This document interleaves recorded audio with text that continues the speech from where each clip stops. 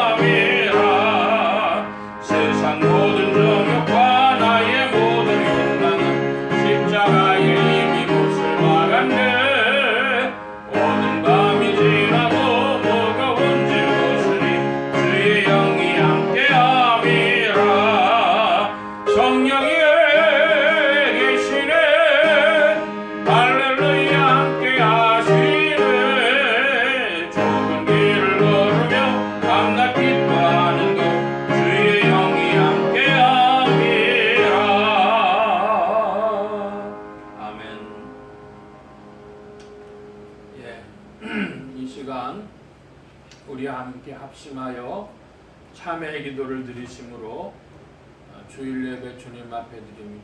함께 기도합니다.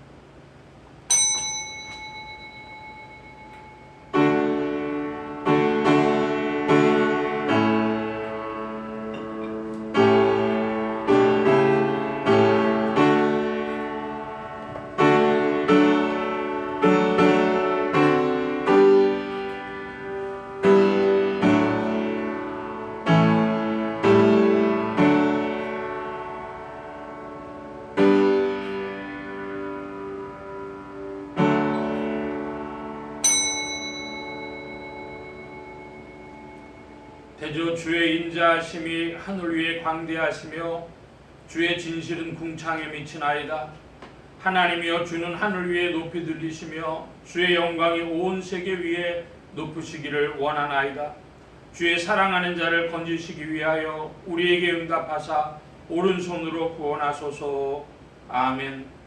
긍휼이 풍성하신 아버지 하나님, 주님의 은혜로 살다가 주님의 은혜로 주님 앞에 나왔습니다. 이 시간도 주의 은혜에 의지하여 참회 기도를 드리오니 불쌍히 여겨주시기를 기도하옵나이다. 이처럼 은혜 가운데 사나 감사할 줄 모르고 행복하게 살면서도 행복을 누릴 줄 모르며 넘치는 은혜 가운데 사나 여전히 불평과 불만에서 헤어나지 못한 이 모든 죄악을 주님 앞에 자복하오니 용서하여 주시기를 기도하옵나이다. 하나님의 말씀이 들리지 않는다고 원망했으며 또 들릴 때에는 내 마음과 같지 않다고 거역하며 살았으며 주님은 사랑하라 하시나 저희는 미워하고 살았고 주께서 화목을 원하시는 걸 알면서도 저희는 여전히 불화하며 살아왔습니다. 주님은 저희에게 건강을 주셨건만 그 건강을 통하여 하나님의 뜻을 이루지 못하고 향락하며 사치하며 방탕하며 그리고 스스로 건강을 잃어버리고 살아왔습니다. 저희에게 자유를 주셨으나 자유하지 못하고 오히려 불의로 기울며 죄와 방탕의 기회를 삼아왔습니다. 저희에게 선한 일 하라고 많은 물질을 주셨습니다. 그러나 이기적인 생각에 매여 가지고 더 갖고 분수에 넘치도록 가지고도 또 가지려는 무서운 욕망 때문에 베풀지도 못하며 하나님의 선하신 뜻을 이루지 못하며 물질의 노예가 되고 번민과 고통의 노예가 된 이 모습 이대로 주님 앞에 나왔습니다. 주님 불쌍히 여겨주시기를 기도하옵나이다. 저희 마음 가운데 있는 기쁜악과 교만과 불신앙과 자기 자신에 매여있는 이 모든 죄악을 용서하시고 이 악에서 건져 주시옵소서. 지금은 하나님과 나만이 아는 죄를 생각하며 묵묵히 참회의 기도를 계속합니다.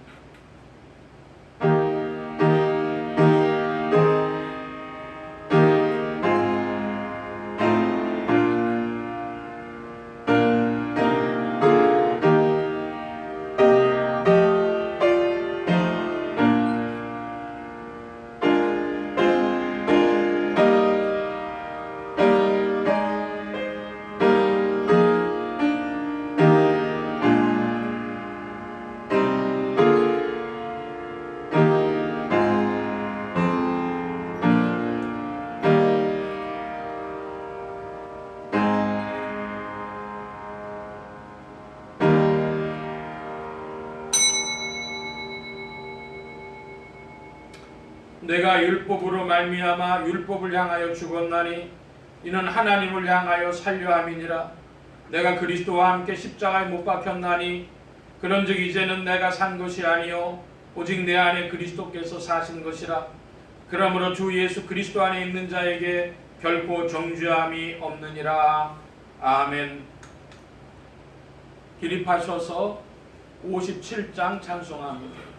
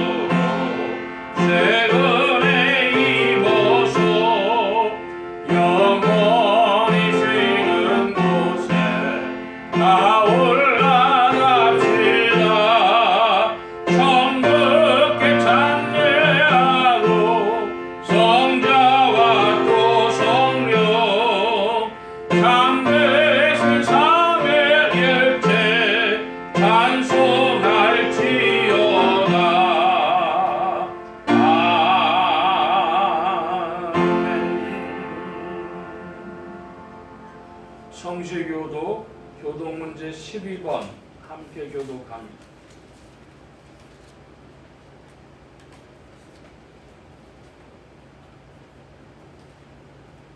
허물의 사함을 얻고 그 죄의 가리움을 받은 자는 복이 있도다.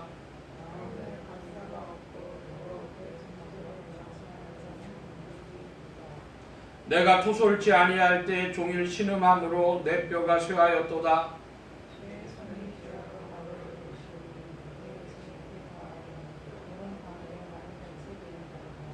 주께서 내 죄를 아뢰고 내 죄악을 숨기지 아니하였더니 이로 인하여 무릇 경건한 자는 주를 만날 기회를 타서 주께 기도할지라.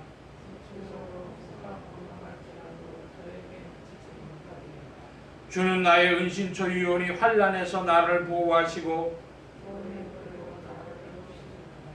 너희 의인들아 여호와를 기뻐하며 즐거워할지어다.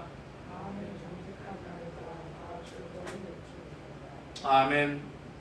사도신경으로 우리의 신앙을 고백합니다. 전능하사 천지를 만드신 하나님 아버지를 내가 믿사오며 그 외아들 우리 주 예수 그리스도를 믿사오니 이는 성령으로 잉태하사 동정녀 마리아에게 낳으시고 본디오 빌라도에게 고난을 받으사 십자가에 못 박혀 죽으시고 장사한 지 사흘 만에 죽은 자 가운데서 다시 살아나시며 하늘에 오르사 전능하신 하나님 우편에 앉아 계시다가 저리로서 산자와 죽은 자를 심판하러 오시리라. 성령을 믿사오며 거룩한 공회와 성도가 서로 교통하는 것과 죄를 사해 주시는 것과 몸이 다시 사는 것과 영원히 사는 것을 믿사옵나이다. 아멘. 착석하시겠습니다. 55장 찬송합니다. 55장.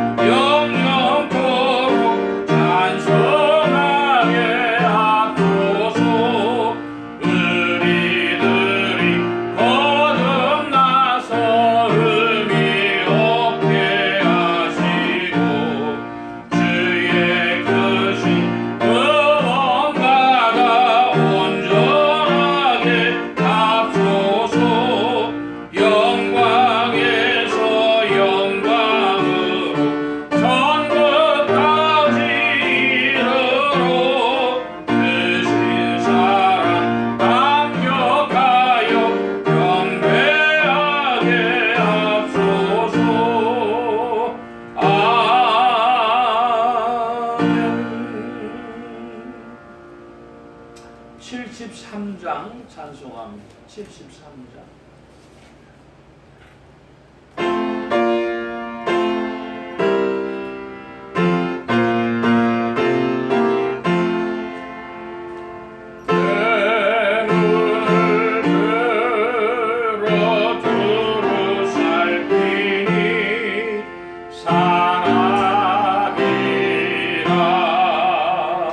날 돕는 구원 어디서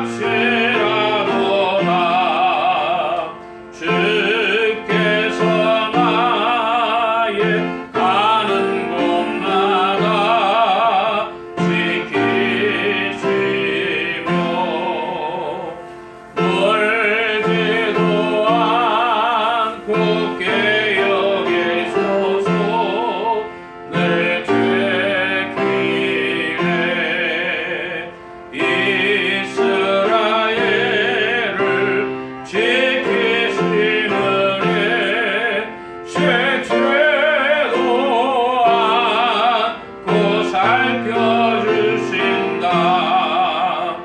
여호와 나의 보좌시니 늘 지키며 오른편 그늘 되신 날개로 가려주사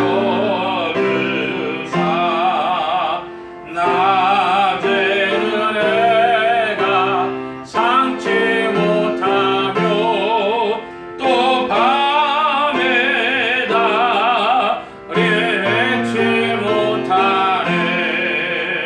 여호와 나의 영혼 지키사 돌보시며 내 모든 환난 면케하시고 늘 지키네. 이날로부터 영원 무궁히 주 너의 주리 지켜주시리. 아멘.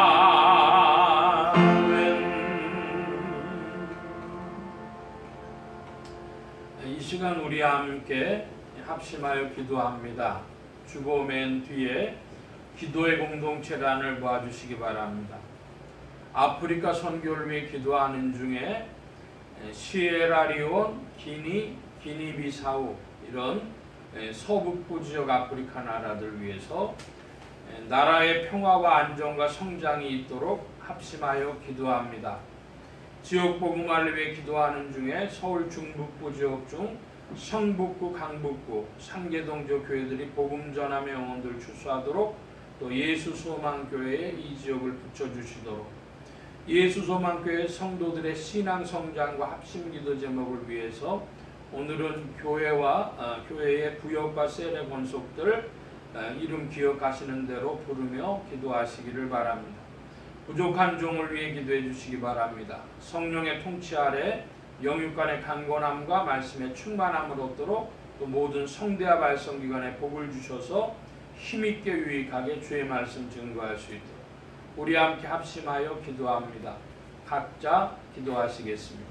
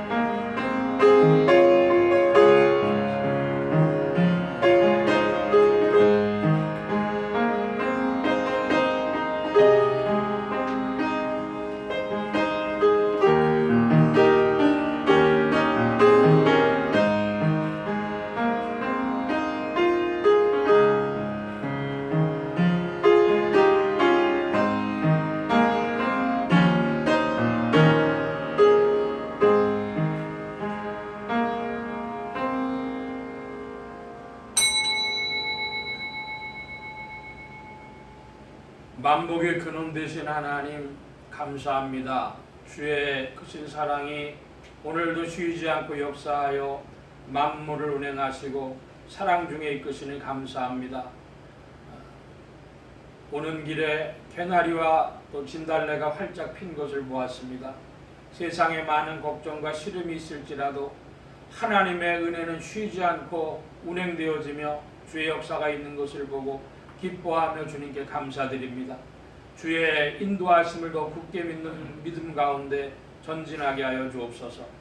온 교회와 성도들 가운데 역사하여 주셔서 주님을 찬양하게 하시고 또한 주의 일에 동참하게 하실 때에 아프리카 선교를 위하여 기도합니다. 서남 아프리카 지역 나라들 위해서 기도하오니 주님 함께하여 주셔서 시에라리온, 기니비사우 기억하여 주옵시고 이곳에 수고하시는 선교사님들에게 함께하시며 성령으로 또 문 열어 주시옵소서. 주님 함께하여 주셔서 주님을 찬양하며 나아가는 굳센 발걸음들이 주의 나라에도 동참하게 하여 주옵시고 특별히 지역 선교를 위해서 기도하오니 서울 중부 지역 중 성북구, 강북구 또 상계동 지역 교회들이 복음 전하게 하시고 예수 소망 교회에 이 지역을 붙여주시기를 구하옵나이다. 주님 함께하여 주셔서 서울 중북부 지역을 예수 소망 교회에 붙여주신 줄 믿사오니 주님의 경륜 가운데 믿는 무리들을 더 불러 모아주시고 주의 나라가 전진하게 하여 주시옵소서. 주님 함께하여 주셔서 오늘도 이 예배 시종 가운데 주의 은혜를 베풀어 주시고 우리에게 믿음을 더하여 주옵소서. 감사하며 의지하올 때에 예수 그리스도의 이름으로 기도하옵나이다. 아멘.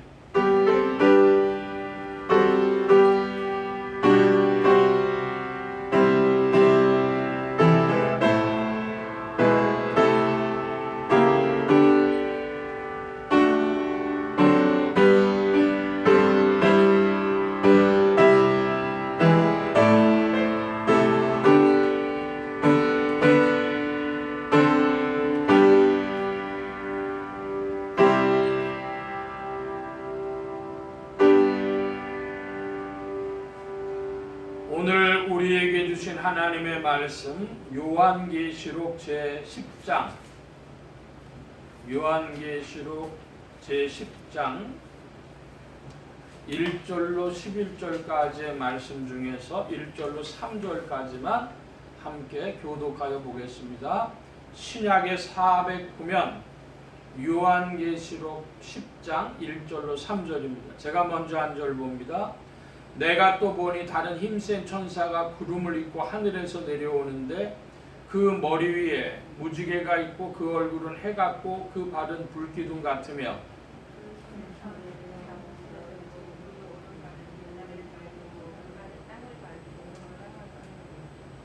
사자의 부르짖는 것 같이 큰 소리로 3절 함께 봅니다. 사자의 부르짖는 것 같이 큰 소리로 외치니 외칠 때에 7 우레가 그 소리를 바라더라. 아멘. 찬송합니다. 235장 찬송. 235장 찬송.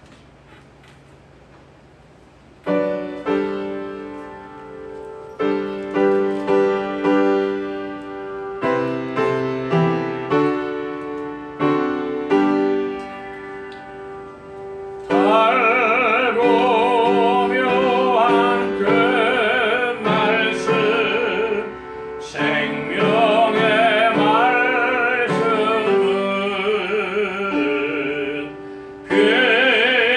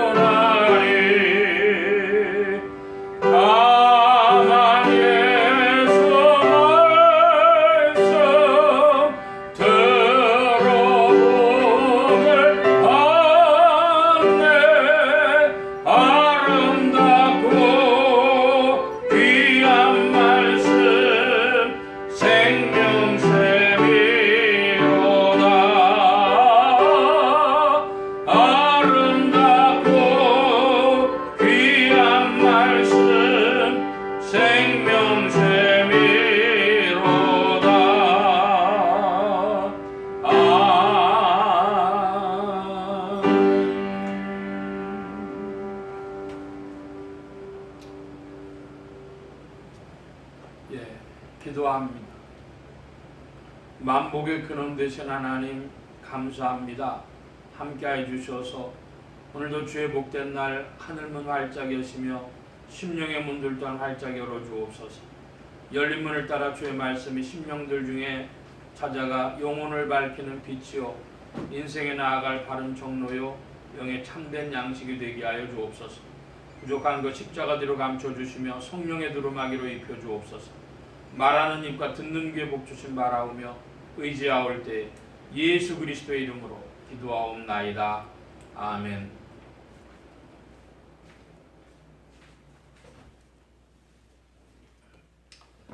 할렐루야. 그리스도의 풍성하신 은혜와 사랑이 늘 함께 하시기를 바랍니다. 오늘 이 아침에는 요한계시록 제10장 1절로 11절까지의 말씀 가지고 일곱 나팔 네 번째 시간 일곱 우레라 하는 말씀을 나누고자 합니다. 하나님의 권능으로 죽음에서 부활하신 예수 그리스도는 죄와 죽음과 저주 가운데 있는 인생들에게 의와 생명과 복의 근원이 되셨습니다. 이 예수 그리스도를 세상의 구주요 나의 주님이요 만유의 주제로 마음에 모시어 영접하는 자에게는 성령님께서 내주동행 역사하셔서 그리스도를 섬기며 따르며 순종하는 자들에게 의와 생명과 축복이 실제가 되게 하십니다. 이 예수 그리스도는 교회와 세상 모두를 다스리시는 만유의 주제시며 언약을 지키시는 주님이시며 사랑이시며 동시에 공의이신 심판하시는 주님이십니다. 오늘 말씀의 중점입니다. 지난주 말씀을 간략하게 살펴보면 일곱 나팔 중에 네 나팔과 세 나팔로 일곱 나팔이 나누어지는데 그 세 나팔은 화로다 하고 독수리가 경고를 하면서 날았던 것입니다. 그러므로 다섯째 나팔을 흔히 황충지왕이라고 하는데 이것을 다른 표현으로는 영계재난 혹은 귀신들이 강력히 역사하는 시기 이렇게 말씀을 드렸습니다. 여섯 번째로는 마병대 재앙인데 이것은 3차 대전일 수도 있고 아닐 수도 있다. 천년이 하루 같고 하루가 천년 같은 주님의 사랑은 그것은 주님의 사랑이 그곳에 감춰져 있는데 우리가 모두 다 구원받기를 원하시기 때문에 베드로가 말한 것처럼 천년이 하루 같고 하루가 천년이 같은 것입니다. 그래서 이 세계대전은 왜 일어나느냐? 그것은 그 창세기로부터 보자면 마귀 권세를 힘입은 인간이 영웅이 만든 것이 나라입니다. 그리고 그들과 함께한 그 귀족 세력들이 억압하는 것이 나라입니다. 그것이 원래 나라의 의미죠. 그런데 그 후에 민주주의라는 게 생겨가지고 주권은 국민에게 있다. 이런 생각들이 있습니다. 그래서 오늘날도 바로 이것이 싸우고 부딪히고 있는 것인데 중국이란 나라를 보자니까 중국은요 공산당 독재를 합니다. 국민의 생각과는 아무 상관이 없습니다. 억압을 합니다. 그런 억압 체제의 국가들이 가득 찬 세상은 세계 대전으로 갈 수밖에 없는 겁니다. 국가란 한마디로 도적질을 하는 것인데 사람들을 노예 삼고 그들을 빼앗는 것이고 그리고 식민지를 만들고 하는 그런 그 구시대의 국가들 마귀로부터 말미암는 그 국가들이 세상에 가득 차버리면 그건 세계대전을 갈 수밖에 없죠. 요즘에 그 미얀마란 나라가 관심을 끄는데 그것입니다. 아무 이유 없이 억압을 합니다. 국민들을 노예 삼고 수탈하려고 하는 그런 왕족과 귀족들이 있는 세계가 가득 차버리면 그럼 당연히 세계대전은 빨리 일어나는 것입니다. 자, 그런 마병대 재앙 말씀을 드렸고, 자, 이제 오늘은 금주에 계시록 10장 말씀으로 가는데, 이 요한계시록 전체가 22장으로 되어져 있는 중에 10장과 11장은 그 가운데 있는 전환 본문들입니다. 그러니까 전체 구조에서 10장, 11장은 이 요한계시록의 가운데 토막 같은데 여기서 이제 큰 전환을 보여주고 있습니다. 요한계시록 전체를 5 부분으로 살펴보자면 첫째로는 교회에 보내시는 편지고요. 첫 번째가 7 교회에 보내시는 편지고요. 두 번째가 7 인입니다. 7 인. 그 다음에 세 번째가 7 나팔이고, 그리고 네 번째가 7 대접이다. 7 대접 재앙이다. 그러겠습니다. 5 번째가 뭐냐? 음녀 바벨론과 새 예루살렘. 이것이 요한계시록의 큰 5개의 주제가 되겠습니다. 그런데 7 인과 7 나팔과 7 대접은 꼬리에 꼬리를 무는 그런 모습을 보여줍니다. 뭐냐? 그러면 7 인 중에 7째 인이 뭐냐? 7째 인이 7 나팔이에요. 근데 7 나팔 중에 7째 나팔이 뭐냐? 그것이 7 대접입니다. 지금 요한계시록의 큰 구조를 말씀드렸고 22장까지 가는 이 가운데 이제 10장, 11장이 전환하는 요한계시록을 전환하는 본문들이 되겠습니다. 10장은 7 우레와 작은 책의 이야기고 11장은 2 증인의 이야기가 중심이 됩니다. 자, 오늘 이 7 우레와 작은 책 이렇게 제목을 잡아야 되는데 좀 길어서 그냥 7 우레 이렇게 말씀드렸습니다. 제목을 잡았습니다. 1절 말씀부터 봅니다. 여러분 1절 말씀을 좀 큰 소리로 보아주시길 바랍니다. 10장 1절 시작. 내가 또 보니 흰센 다른 천사가 무릎을 꿇고 하늘에서 내려오는데 그 머리 위에 무지개가 있고 그 얼굴 해같고 그 발은 물기둥 같으며. 예, 10절에 보니까 하늘에서 내려오는 구름을 입은 힘센 다른 천사입니다. 이 천사가 누굴까? 사람들이 이야기를 하는데, 그러므로 여러분 오늘은 좀 길어서 성구들을 나눠드렸어요. 먼저 무지개에 대해서, 성경의 무지개에 대해서 살펴보면 창세기 9장 13절에 나눠드린 자료를 보면 되겠습니다.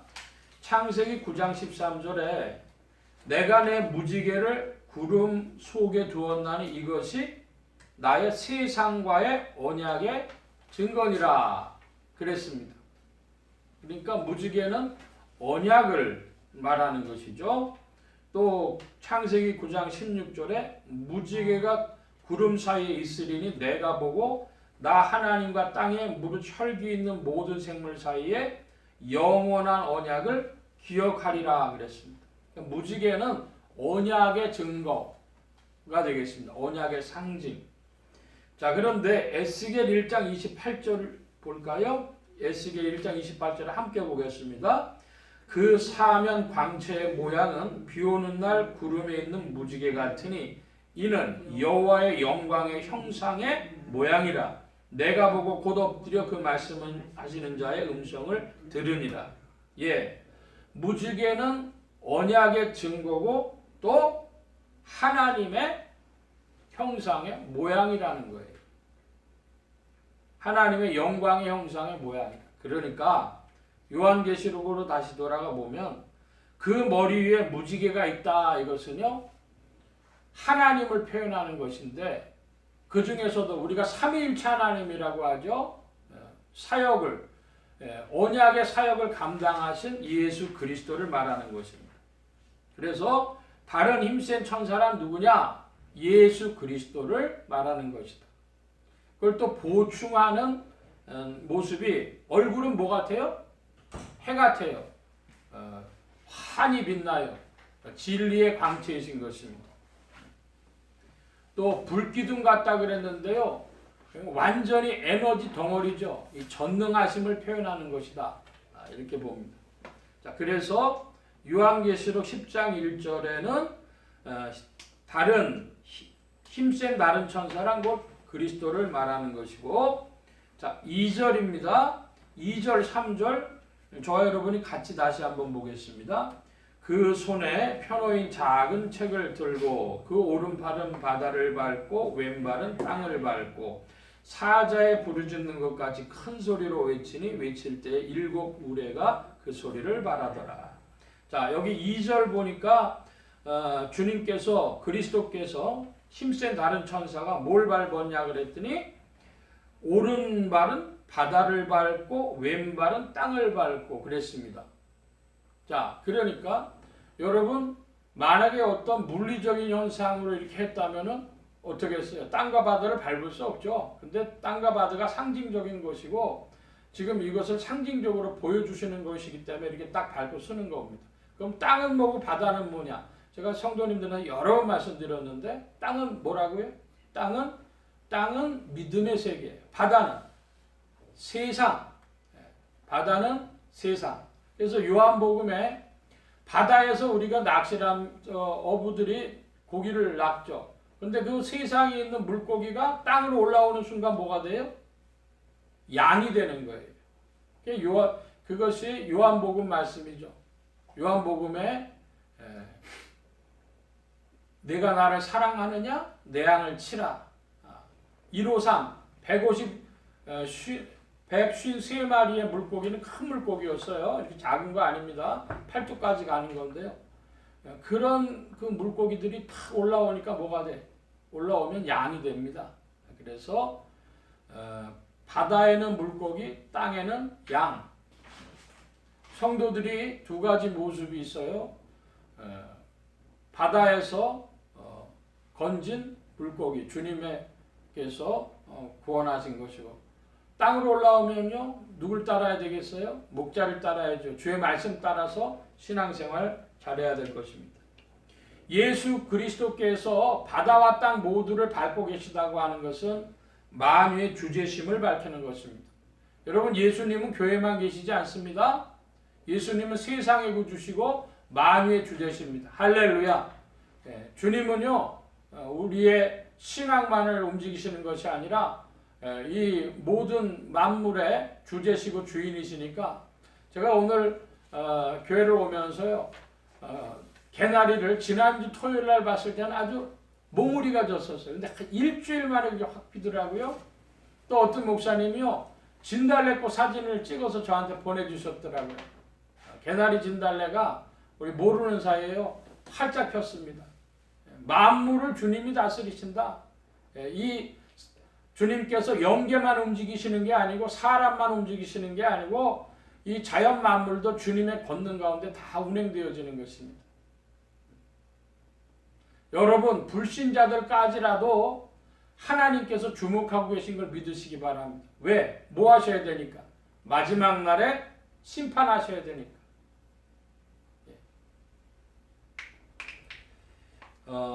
지난주 중에 우리 네이버 밴드에서 제가 욥기에 관한 말씀을 좀 드렸어요. 욥기를 보니까 욥기는요, 언제 때 사람이고 그 사람 언제 때 쓰여진 책이고 주인공이 누군지 잘 모릅니다. 욥기의 시대 배경을 사람들은 어디로 잡냐 그러면요, 아브라함 시대로 그냥 잡아요. 아브라함 시대는 믿음이 시작하는 시기 아닙니까? 창세기의 시대 아닙니까? 그러니까 주님이 아브라함을 들어서 믿음의 세계도 보여주셨고, 욥을 들어서도 믿지 않는 세계인데도 보여주셨다는 거예요. 불신 세계인데도. 거기도 보니까 하나님에 대해서 알고 있어요. 욥도 하나님에 대해서 알고 있어요.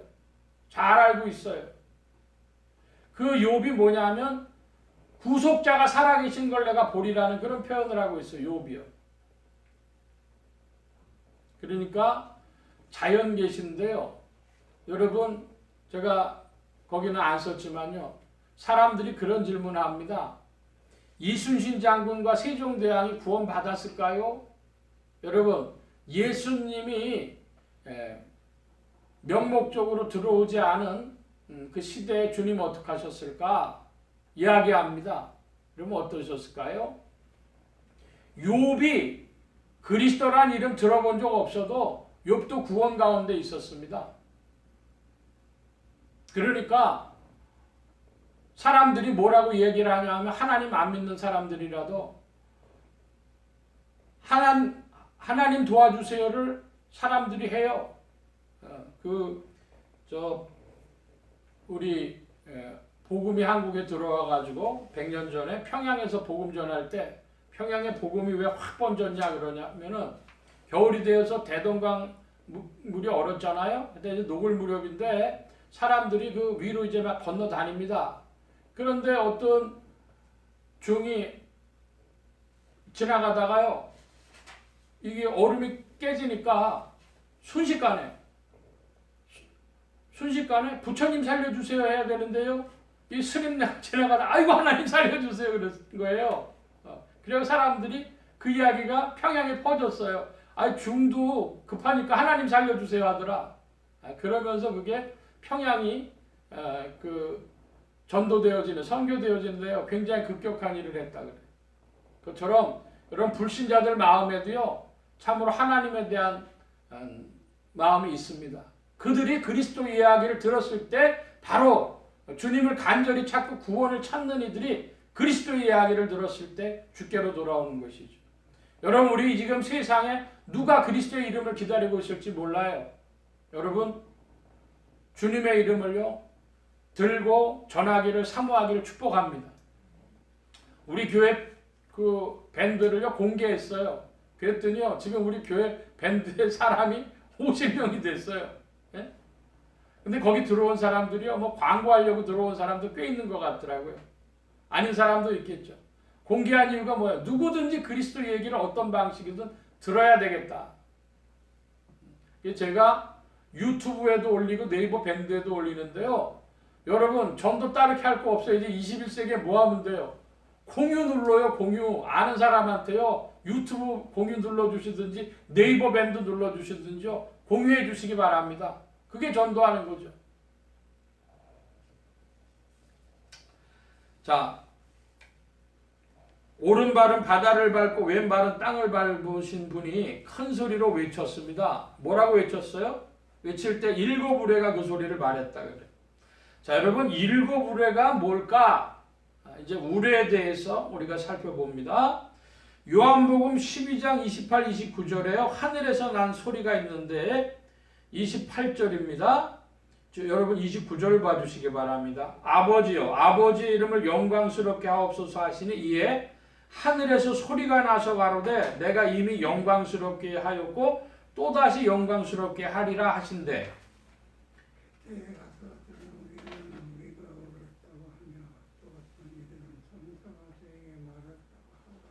예, 그 28절의 이야기를요, 하늘에서 내가 이미 영광스럽게 하였고 또다시 영광스럽게 하리라, 그 소리를 사람들이 어떻게 들었어요?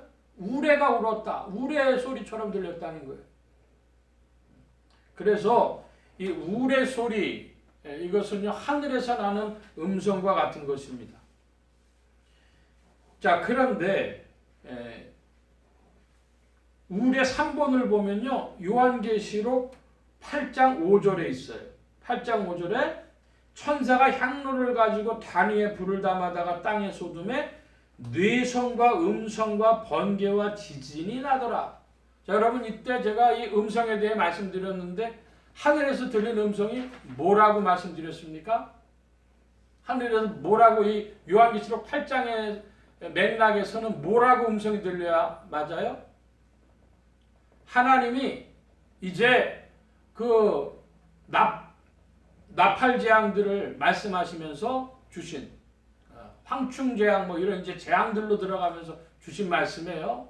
그러니까 뭐라고 맥락상 해석해야 맞다고요?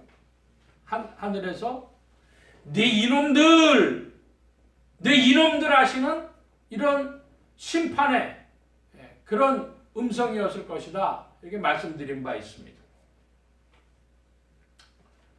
그러면 왜 주님이 일곱 우레를 바라셨는데, 이제 4절입니다. 4절 한번 같이 보죠. 일곱 우레가 바랄 때에 내가 기록하려고 하다가 곧 들으니 하늘에서 소리나서 말하기를 일곱 우레가 바란 것을 임봉하고 기록하지 말라 하더라. 아니 일곱 우레가 울려가지고 이것을 사도 요한이 그 뭔가 음성이 있었습니다. 그러니까 기록하려고 그랬죠. 그랬는데 기록하지 말라 그러시는 거예요. 왜 그러셨을까? 자, 여러분 우레 2번 기록하지 말라 그 음성을 보는데요. 제가 이사야 6장 9절을 봅니다. 여호와께서 가라사대 가서 이 백성에게 이르기를 너희는 들어도 깨닫지 못할 것이요 보기는 보아도 알지 못하리라 하여 그랬고, 마가복음 4장 12절 말씀 보면 이는 여러분 마가복음 4장 12절 함께 봅니다.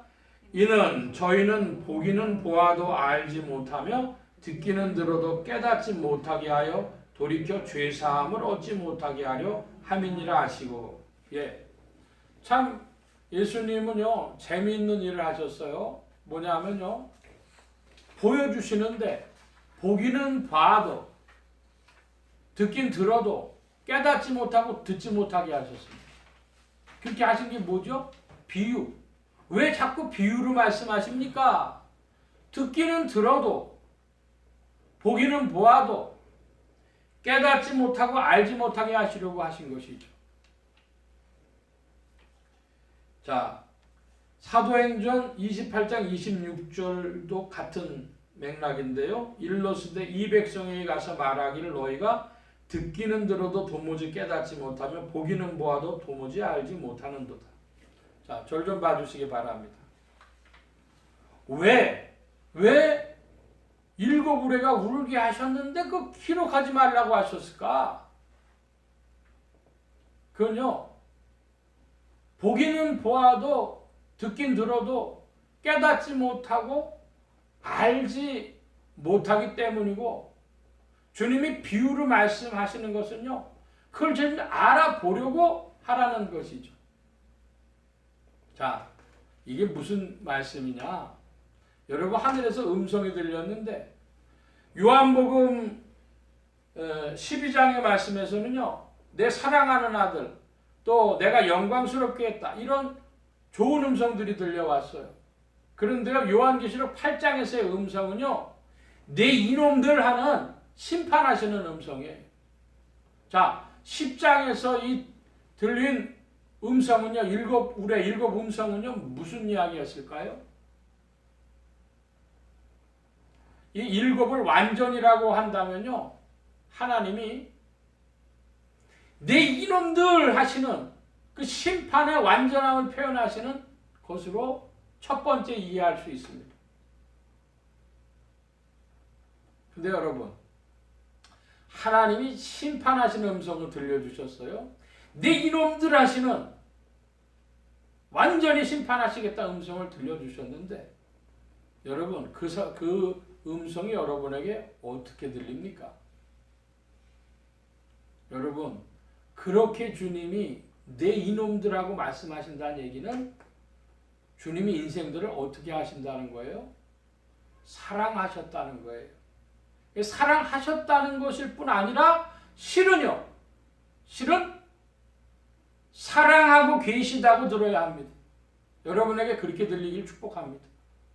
그러니까 주님이 내 이놈들 하셨는데 실은요 아직도 돌아오라고 말씀하시는 그 음성이라는 거예요. 여러분, 그거 어떻게 기록하겠어요? 그러니까 비유로 말씀하시는 게 듣긴 들어도 보긴 보아도 깨닫지 못하고 알지 못하게 하시는 이유는, 내가 너희를 사랑한다고 하면 인생들 안 돌아와요.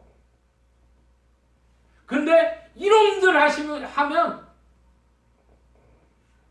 그때는 돌아올 인생들 조금 있겠죠. 모릅니다. 네. 주님이 기록하지 말라 하신 의미가 무엇이냐? 내 이놈들 하시는데 실은 그 음성의 끝에는 내가 사랑하였고 사랑하고 있다고 말씀하십니다.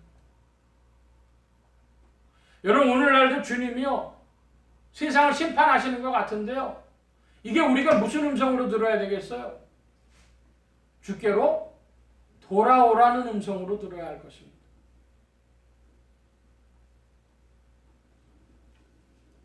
그래서 임봉하고 기록하지 말라. 주님이 이렇게 말씀하고 계신 겁니다. 자, 5절로 6절 또 교독해 봅니다. 제가 5절 말씀 보겠습니다. 내가 본 바 바다와 땅을 밟고 섰는 천사가 하늘을 향하여 오른손을 들고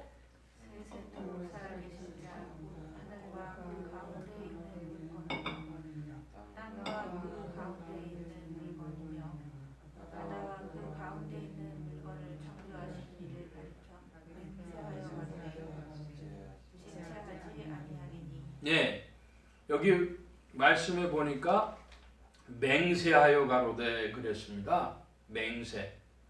맹세를 마태복음 5장 34절에는 보면 내가 너희에게 이르노니 도무지 맹세하지 말지니 하늘로도 말라 이는 하나님의 보좌임이요 그랬습니다. 맹세하지 말라 그랬는데 맹세하시는 이유가 뭘까요? 맹세하지 말라 이것은 이 지금 힘센 다른 천사가 하나님이심을 나타내기도 하고 그리고 꼭 이 뜻을 성취하시겠다는 뜻도 되어집니다. 맹세가 그거죠. 맹세는 꼭 하겠다는 거죠. 여러분 사람들이요 맹세를 하는데 주님은 인생들을 알고 계셔요. 도무지 맹세하지 말라.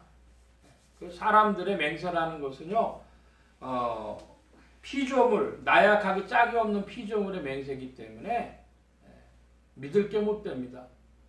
제가 꽤 여러 번 말씀드린 것 같은데요. 저 번동에 우리 교회에 있을 때 그 수유 강북구청 사거리라는 데가 있어요. 거기에 신한은행 지점이 있는데요. 제가 지하철을 타려고 지하철을 타고 내려서 거기를 오는 참이었는데 한 남자 한 여자가 서 있어요. 그런데 막 다투는 거예요.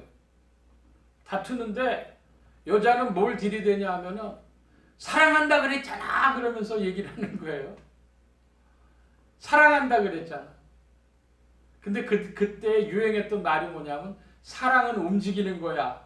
이런 말이 유행하고 있었을 때예요. 그래서 저만 그렇게 속으로 생각한 줄 알았더니 지나가는데 옆에 사람도 한 사람 그래요. 사랑은 움직이는 건데. 그러고 지나가더라고요.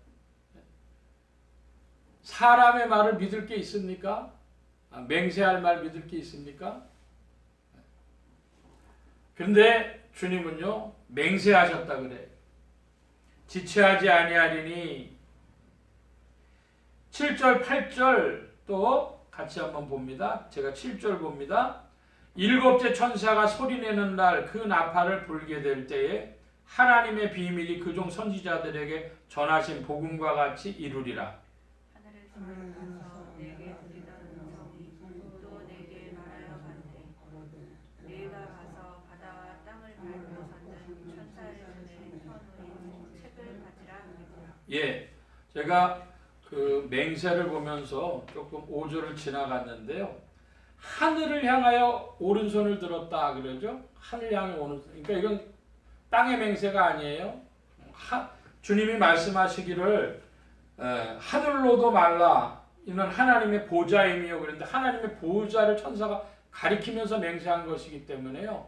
확실한 맹세라는 그 뜻이고 주님이 이루시를 맹세라는 뜻이고 이제 보니까 7절에 중요한 단어가 나옵니다. 뭐가 나오냐 그러면 하나님의 비밀이라는 것이 나와요. 하나님의 비밀. 여러분 하나님의 비밀이 뭘까요?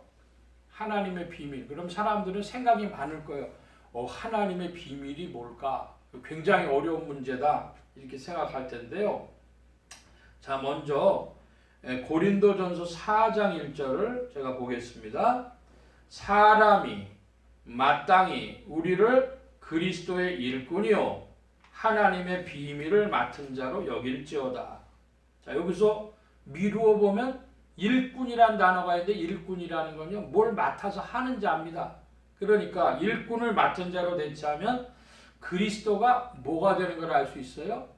하나님의 비밀인 것을 짐작할 수 있는데 보다 정확하게는 골로새서 2장 2절에 표현하고 있습니다. 자, 여러분 골로새서 2장 2절을 좀 봐주시기 바랍니다. 2장 2절 시작. 이는 저희로 마음의 위안을 받고 사랑 안에서 연합하여 원만한 이해의 모든 부요에 이르러 하나님의 비밀인 그리스도를 깨닫게 하려 함이라. 아멘. 여러분 하나님의 비밀이 뭐예요? 한마디로 그리스도입니다. 그런데 우리가 그리스도를 안다. 그건 뭐냐면 모든 사랑 안에서 연합하여 원만한 이해의 모든 부요. 원만한 이해의 모든 부요라는 건 모든 걸 이해한다는 거예요. 그죠? 근데 모든 걸 이해하는데 뭐가 있어야 뭐 안에서 모든 걸 이해해요? 사랑 안에서. 사랑 안에서 연합하여서 모든 걸 이해할 수 있다는 거예요. 그게 그리스도랍니다. 여러분 인생에 질문이 많아요. 왜 이런 일이 있을까? 제가 조금 이따 예화 하나 말씀드리려고 하는데요. 도대체 이해할 수 없는 일들이 많은데 그리스도를 알면 모든 이해의 부요가 그곳에 있는 것입니다. 여러분 평생에 그리스도를 더욱 만나고 연합되고 주님을 알아가는 그리스도를 알아가는 복이 있으시기를 축복합니다. 하나님의 비밀이신 그리스도인데 그리스도의 비밀이 있어요. 여러분 그리스도의 비밀이 뭘까요? 여기 에베소서 3장에 보면요. 에베소서가 그리스도의 비밀을 말하고 있는데요.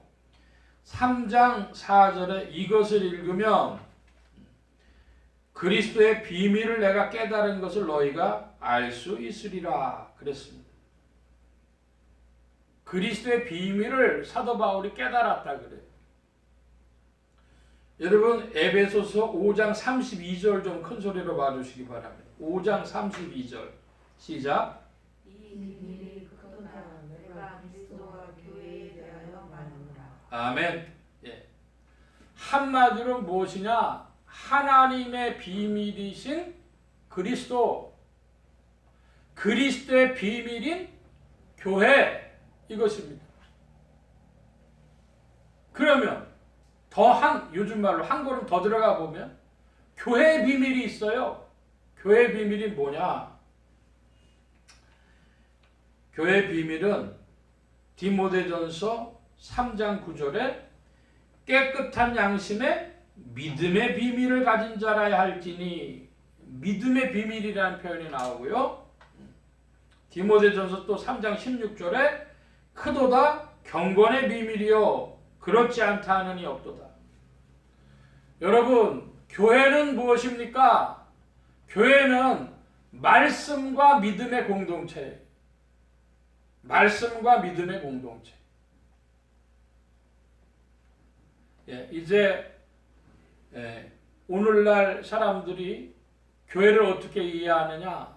그러면 종교기관 중에 하나 그렇게 생각을 하고 혹은 이해집단, 세상 사람들의 눈으로 바라볼 때는 교회 나가면 식당 잘하고 뭐 사업하는 데 도움되고 이렇게 이해집단으로 생각을 해요.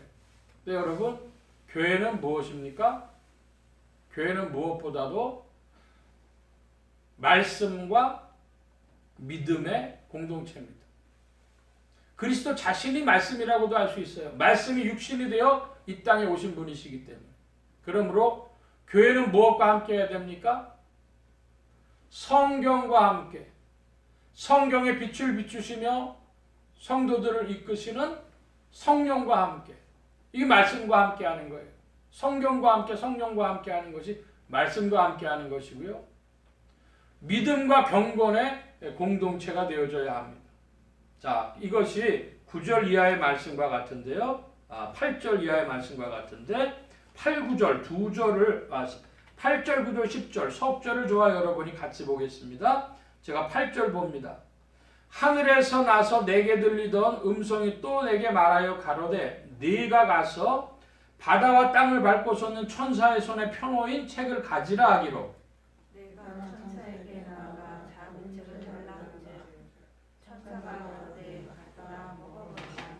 내 배에는 쓰나 네 입에는 꿀같이 달리라. 10절 말씀 함께 봅니다. 내가 천사의 손에서 작은 책을 갖다 먹어버리니 내 입에는 꿀같이 다나 먹은 후에 내 배에서는 쓰게 되더라. 아멘. 여러분 여기 지금 천사의 손에 뭐가 들렸냐 하면은요, 펴놓인 책이 있었습니다. 펴놓인 책. 볼 수 있도록 되어 있는 거, 임봉된 것이 아니고요. 성경의 요한계시록에는 책에 대해서 좀 세 가지 종류로 나누는데요. 요한계시록 20장 12절 말씀에 보면 이렇게 돼 있어요.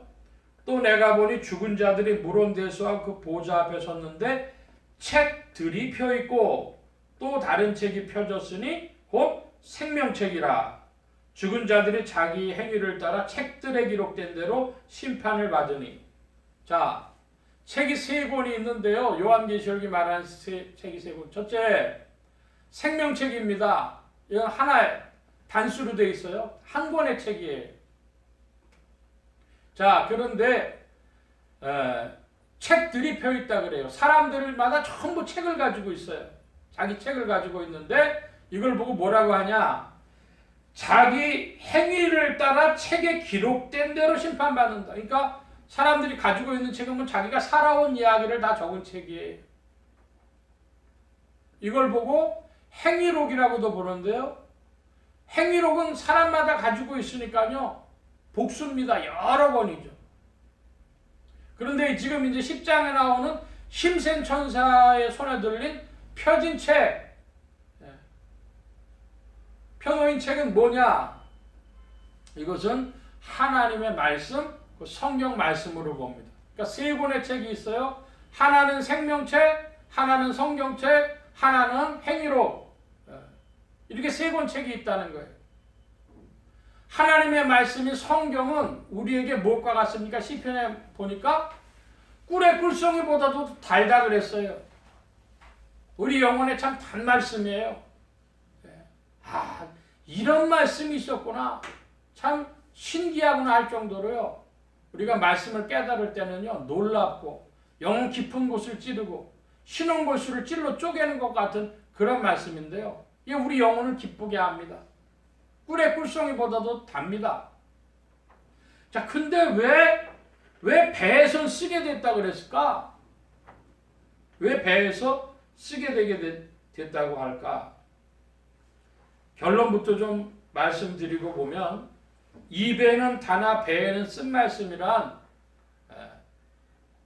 바른 신앙과 바른 실천을 말하는 것입니다. 성경 말씀을 따라 믿는 신앙은 바른 신앙이에요. 그리고 성경 말씀을 알 때마다 우리 영혼이 기뻐하고 꿀의 꿀송이보다도 달아요. 근데 뭐에는 씁니까? 배에는 쓰다 그랬죠? 실천하는 건 어렵다는 거예요. 말씀대로 실천하는 것은 어렵다. 제가 좀 예를 들어 보겠습니다.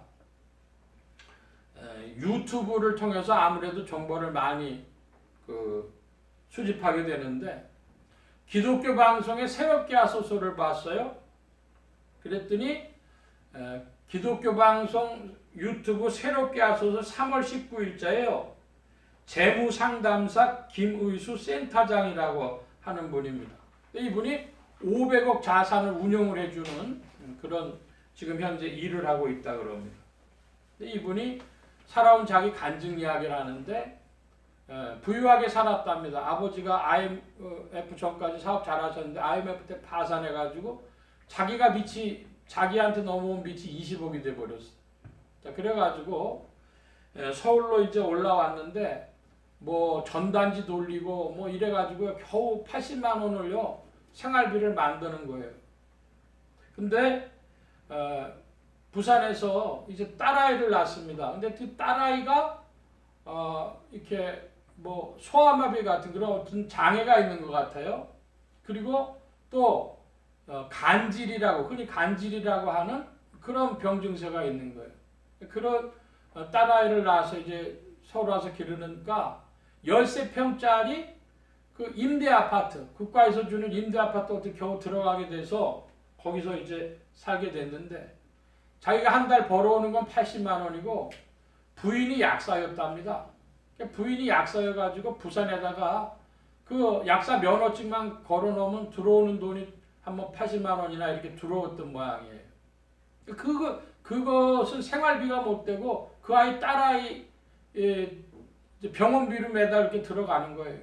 그런데 어느 날 큐티를 하다 보니까 불이한 재물은 쓰면 안 된다는데 그게 마음에 걸리는 거예요. 하나님 앞에 헌금해서도 안 되고 그런 재물 사용하면 안 된다. 그 목사님 설교도 그렇게 하셨는데 큐티를 하면서 그게 마음에 걸려요. 근데 말을 안 했는데 보니까 부인도 그래요. 그래서 서로 대화를 나누다가 부인하고 남편에게 동시에 그런 마음이 와서 아무래도 이거 성령님이 감동하시는 모양이다. 그래가지고 목사님 찾아가서 이제 상담을 하러 갔습니다. 본인들한테는 굉장히 어려운 문제죠. 지금 어떻게 이렇다면 살 길이 없어지는 건데 아이를 치료비 할 게 없는 건데 그래서 다른 불신자 친구들이나 교회 다니는 성도님들이나 물어봐도 뭐 그거 신경 쓸 거 없다. 지금 그럴 계제가 아니지 않느냐 그러는데 마음에 이제 눌림이 있으니까 목사님하고 상담하러 간 모양이에요. 근데 상담하러 갔다가 목사님이 5분도 안 돼가지고 상담 끝냈답니다. 그거 벌써 남편 아내 모두에게 그 마음 줬다는 거는 성령님이 감동하시는 건데 그거 당연히 성령님의 순종해야 된다. 자기들은 굉장히 어렵게 가서 상담하러 갔는데요. 목사님 5분도 안 돼가지고 딱 상담을 끝내니까 이분들이 나오면서 목사님 욕을 했대요. 속으로. 야, 이 성도의 삶을 너무 모른다. 목사가 세상 너무 몰라가지고 저런 얘기를 어떻게 하라는 거냐 그랬는데 그래도 어쩔 수 없어가지고 그걸 포기를 했어요. 포기를 했더니 본인이 그 전단지 붙이고 다니고 있던 거기에 국장님이 믿는 분이었는데 그분이 과천에 지금 사는 사람들 이야기인데 과천에 어떤 그 동사무소가 이야기를 했더니 사회복지사가 나와본 거예요. 하더니 자기네 사업 망한 얘기 그래서 여기 들어온 얘기 지금 이거 갖고 살고 하는 얘기를 했더니 이분이 기초 뭐 수급 대상자가 뭐 이걸 만들어 줬어요. 그래가지고 딸내미 그 저기가 병원비가 이제 나라에서 감당을 하니까 이게 그리고 온 가족들 그 병원비를 나라에서 감당을 해주는데 그 부인이 둘째 아이를 갖게 된 거예요. 그것까지 해서 해결이 됐습니다. 그래서 참 하나님 피할 길을 주시고 하나님 역사하시는 걸 경험을 했다고. 근데 교회에서요 성도들이 한 100여 명 모이는 교회였는데 성도들이 지목 헌금을 해줬다는 거예요. 헌금은 헌금인데 꼭 누구에게 주십시오 하는 헌금을 교회에 바쳤다. 여러분 지목 헌금도요 굉장히 의미가 있어요. 왜 그러냐? 교회가 받아서 주니까 그분은 누구한테 받아? 교회한테 받고 하나님께로부터 받는 거예요. 근데 사람한테 받으면요 그게 나중에 인간관계 문제가 됩니다. 준 사람도 그렇고 받은 사람도 그렇고. 근데 교회가 그걸 받아서 주니까요 너무 감사한 거예요. 이분이 하나님께로부터 받고. 그래서 어느 날 보니까요 뭐 100만 원도 오고 몇십만 원도 오고 그러면서 그 어려움 때마다 채워주시는 경험을 하면서 지나갔답니다. 근데 진짜 어려운 건 뭐냐? 이제 둘째 아이 낳았어요. 근데 이 아이가 첫째 아이가 이 가다가 간질을 하면요 119 신고도 못 한대요. 바로 데리고 가야 된대요. 조금만 늦어도 죽으니까. 그러면서 그 둘째 아이는요 어린이집 데려다 줄 수도 없어요. 그러니까 옆에 있는 집사님들이요 아이들 등교시켜주고 하는 일들을요 많이 했답니다. 그래서 성도들도요 그 집 때문에 성도들도 고생 많이 한 거죠. 근데 어느 날은요 감사한 건 그 자기네 구역 식구들이 이제 어디로 놀러 간다 여행 간다고 하더래요. 그러면서 자기들이 여행 가는 게 아니라 그 두 사람을 여행 보내주면서 아이를 맡기고 온 식구들 가라고 해가지고 아이를 셋을 뒀는데 위에는 그 장애 가진 딸아이고 두 번째는 사내아이고 세 번째가 이제 또 딸아이였는데요. 보내주는 거예요. 여행 가라고. 그래서 참으로 교회 공동체가 가정 살리고 사람 살릴 수 있다는 걸 본인들 깨달았다는 거예요. 여러분 문제는요 뭐냐면요 말씀 내용은 꿀 같은데요. 그런데 그걸 실행하려고 그러면요 어떻게 돼요? 말씀을 소화시키려고 하면 바른 실천을 하려고 하면요 힘든데요. 교회 성도들까지 다 힘들어졌어요. 그러나 그것이 사람을 살리는 일입니다. 제가 그 간증 들으면서 질문이 가는 게 있었어요. 뭐냐 그러면 이제 이분이요 150만 원 버는 컴퓨터 무슨 강사 같은 걸 하게 되니까요 기초 대상자가 떨어지더래요. 뭐 또 이렇게 해가지고는요 지금은 이제 자산 운용을 하는 사람이 되어 있는데 그 과정 거치면서 경제적인 문제를 하나님 풀어주셨는데 아이가 이제 그런 나이가 점점 들어갑니다. 그래가지고 16, 18살이 돼가지고요 이제 입교문답을 했대요. 아이가 어릴 때는 뭐를 합니까? 보통 저걸 하죠. 유아세례. 이제 입교를 했다는 건요 유아세례 받았다는 거죠. 이제 입교를 하게 됐는데 입교를 하고 나가지고 처음 그 성찬식을 나눌 때 너무 감사했다는 거예요.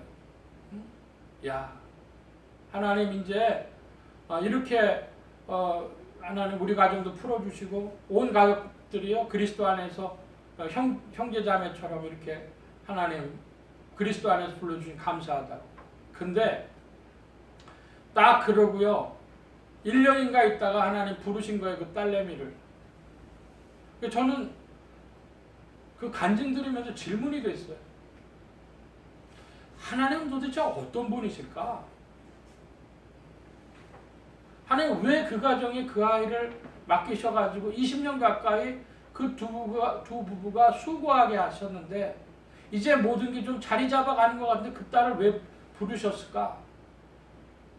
우리 하나님의 경륜을 우리가 헤아리기가 어렵다는 거. 하나님 시간표대로 하신다는 거. 그럼 우리가 주 앞에 더 겸비한 자들이 되어지시기를 바랍니다. 우린 주님의 뜻 다 할 수 없다. 그 아들 이야기 했잖아요. 그 밑에 있는 남동생. 이 남동생 아이가 그 위에 누나 때문에요. 너무 자기 돌봐줄 수가 없었답니다. 그런데 이제 그 아이가 대학을 가게 됐는데 미술을 그렸는데 딴 데는 다 떨어지고 한예종이라고 하는 그 국가에서 하는 학교죠. 거기 하나 붙은 거예요. 남들은 다 가고 싶어 하는 데지만 그 학생은 떨어지고 남은 게 이제 그거 하나밖에 없었는데 밑에 있는 그 초등학교 다니는 초등학교 6학년짜리 여동생이 기도를 하더래요. 뭐라고 기도를 했냐면 6명을 뽑는데 3명이 대기가 있는 거예요. 그랬더니 그 6학년짜리 아이가 뭐라고 기도를 했냐 그러면 하나님 우리 오빠 앞에 있는 언니 오빠들 좋은 대학으로 좋은 대학에 합격돼서 갈 수 있게 해주세요. 한예종보다 더 좋은 학교가 어딘지 모르겠어요. 근데 어쨌든 그 아이가 그렇게 기도를 해서 오빠가 대학을 붙었습니다. 그랬더니 또 아이의 고백은 뭐냐면 내 힘으로 되는 게 아니라 하나님이 하시는구나. 그거 깨달았다는 거예요. 제가 지금 말씀드린 건 이겁니다.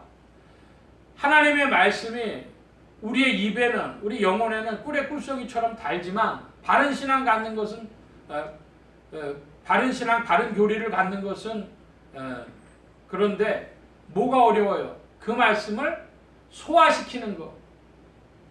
그래서 바른 실천하는 일은 쉽지 않다는 거예요. 이제 오늘 말씀을 정리하고 마치려고 합니다. 예수 그리스도는 땅과 바다 모두를 밟고 계시는 세상의 구주요 만유의 주제이십니다. 하나님의 비밀이신 그리스도, 또 그리스도의 비밀인 교회, 교회의 비밀인 말씀과 믿음의 공동체를 통해 오늘도 구원의 역사는 전진하고 있습니다. 말씀 위에 선 믿음과 행실로 그리스도를 따르는 성도들이 되어야 하겠습니다. 성령께서 여러분을 도우시고 우리 교회를 이끄시고 사랑하시며 주장하시는 줄로 믿습니다. 제가 한 가지 느낀 거 말씀드리면, 우리 교회가 이제 이때까지 오면서 30년 가까이 오면서 제가 깨닫는 것은 말씀의 빛을 비추려고 한 것은 맞는 것 같아요. 근데 이 믿음의 공동체, 경건의 공동체, 삶의 나눔이 있었느냐 할 때는 너무너무 송구한 거죠. 여러분, 우리 예수 소망교회가요, 더욱더 믿음의 공동체, 경건의 공동체가 되어질 수 있도록 위에서, 교회의 지체들을 위해서 기도해 주시기를 바랍니다. 교회가 주 안에서 조성되어질 때 하나님의 비밀이신 그리스도, 그리스도의 비밀인 교회가 말씀과 믿음 가운데 드러날 때에 천사들도 찬양할 줄로 믿습니다. 주님이 우리 가운데 사랑을 베푸십니다. 기도합니다. 만복의 근원 되신 하나님, 함께해 주셔서 우리의 영혼이 그리스도를 알며 그리스도의 비밀을 더욱 알며 주 성령님과 함께 전진하기를 사모하오니, 주님, 우리의 생애 가운데 하나님의 비밀을 더욱 나타내어 주시옵소서. 주 성령께서 일하실 줄 믿사오니 힘써 동참하는 지체들 더욱 되게 하여 주심을 구하고 감사하며 의지하올 때 예수 그리스도의 이름으로 기도하옵나이다. 아멘. 찬송합니다. 253장 찬송합니다.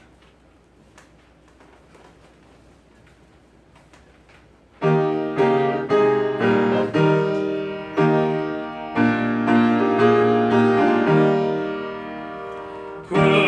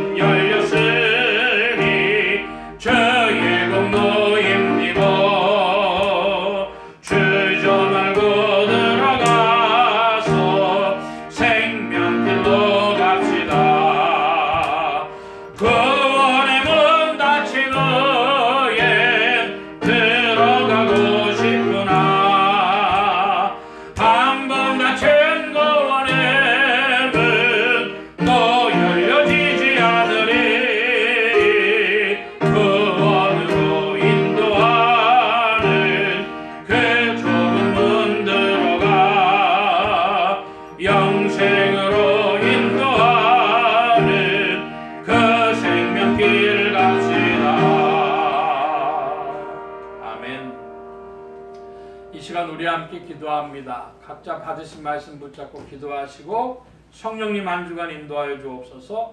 기도하시기 바랍니다. 소원 기도의 제목 있으신 분들, 아픈 곳 있으신 분들 가슴에 손 얹고 기도하시기 바랍니다. 각자 기도합니다.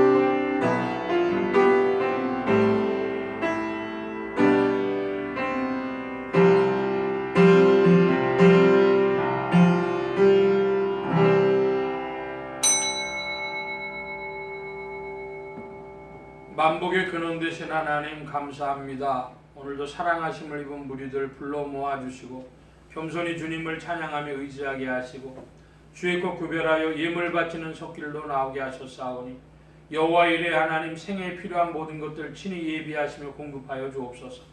이 예물이 쓰여지는 곳마다 하나님의 의가 선포되어지며 하나님의 나라가 확장되게 하여 주옵소서. 온 교회와 성도들로 인하여 주님 영광 받으시며 은혜로 후히 베푸신 구하올 때 예수 그리스도의 이름으로 기도하옵나이다. 아멘. 교회 소식 전해드리겠습니다. 네이버 밴드에 부활주일 예배를 전체 예배로 드릴까 혹은 2부 예배로 드릴까 투표하고 있는데요. 여러분들 투표에 또 참여해 주시기를 바랍니다. 다른 광고의 말씀은 없고 기립하셔서 448장 찬송합니다.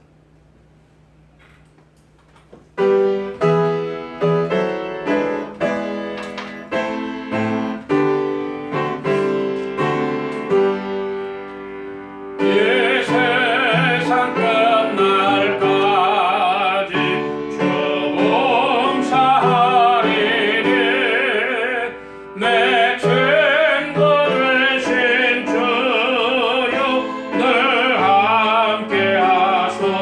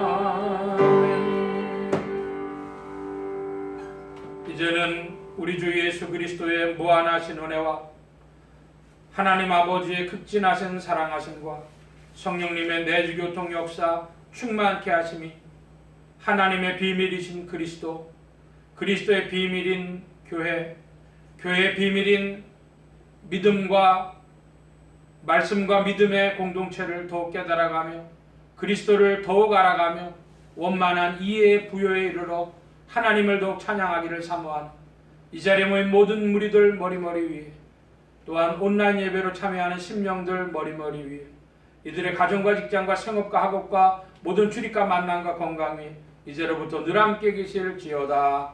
아멘.